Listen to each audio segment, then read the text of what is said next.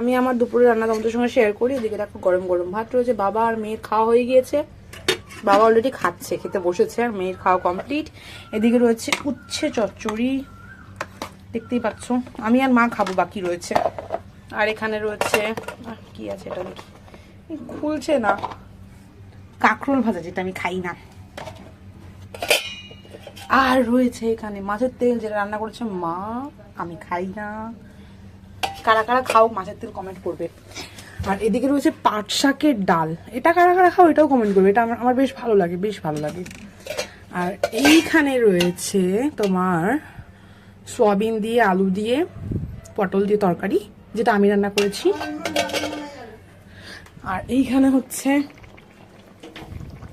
আমার মাছের কালিয়া, বাট এটা ঝোল ঝোল রেখেছি আমি, একদম মাখা মাখা করিনি, কারণ আমি একটু ঝোল বেশি খাই তাই। তো তোমাদের কার কি রান্না হচ্ছে দুপুর, অবশ্যই কমেন্ট করে জানাও।